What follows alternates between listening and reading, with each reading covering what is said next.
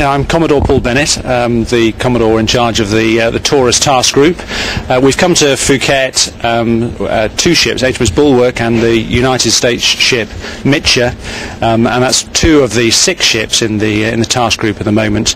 We've come here at the end of a 6-week period of operating in the Southeast Asia region, doing exercises with partners all over the region. The opportunity to come to Phuket is something that we've been looking forward to for the whole deployment.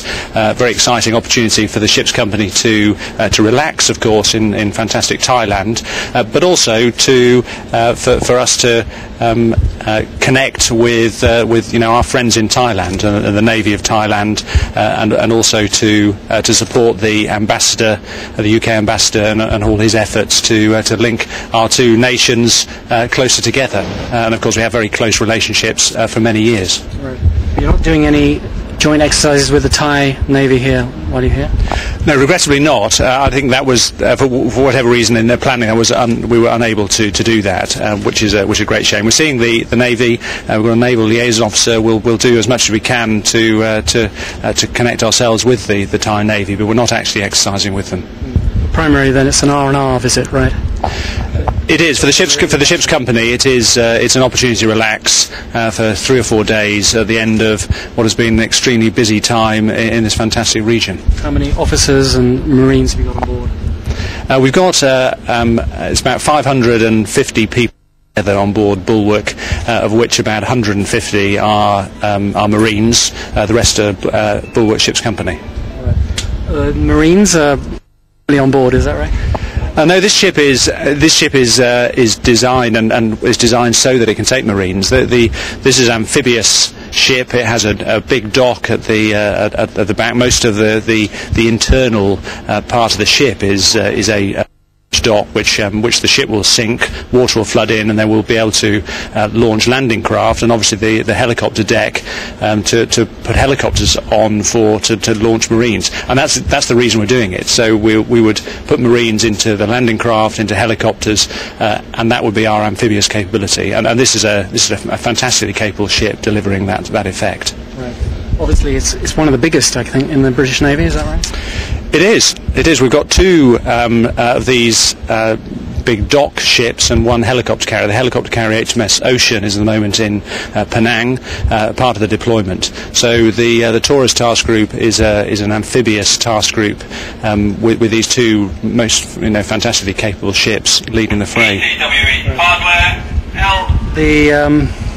The main exercise that you did was in Brunei, wasn't it? You just finished. Right?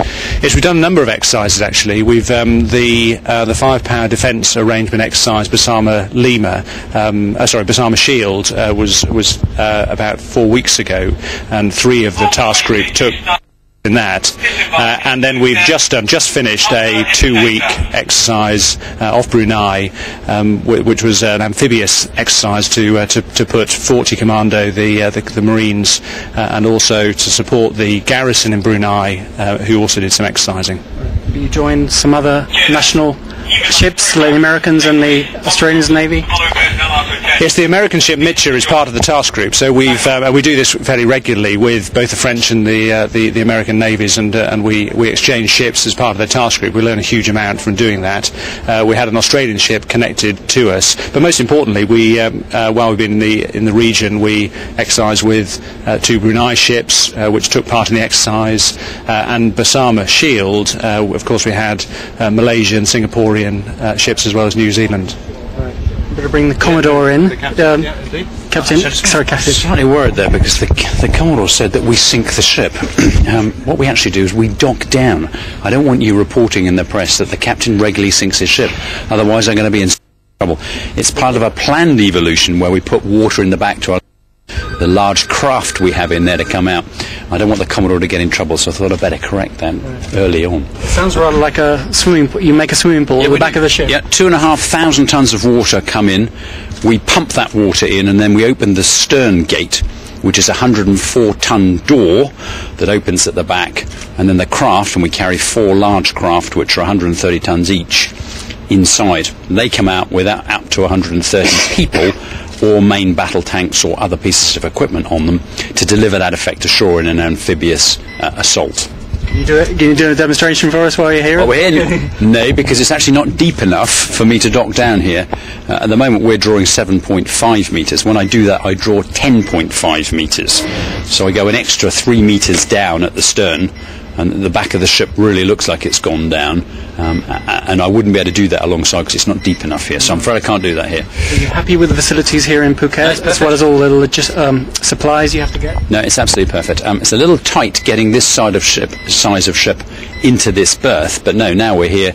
The arrangements for our security and all the other things that have been put in place by the team that are here, led by our Defence Attaché, Colonel LeMay, are first class. So no, I'm very pleased, thank you. And I know the team are going to enjoy going ashore. Do you stock up with, I don't know, food, water, fuel, that sort of thing? We won't stock up with fuel. We will take water when we're here, and we'll also pick up provisions, various sorts, probably sort of local produce, veg, and salad gear and things like that to top ourselves up. We have very large fridges, a lot of stuff to look after ourselves, but the fresh gear, of course, goes off after a while, so we'll be topping up on that. Okay. What about the area? What are you looking forward to during your stay here?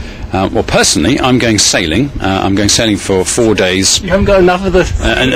it's a bit of a busman's holiday, I know, but I'm taking a group of people who haven't sailed before away. We've got a 43-foot yacht, and we're going off to PP Island, James Bond Island, various other islands around here, which look fantastic on the website, so I hope they live up to expectations, which I'm sure they will. But we've got all sorts of activities planned. We've got a lot of sport against local teams, including the Navy here.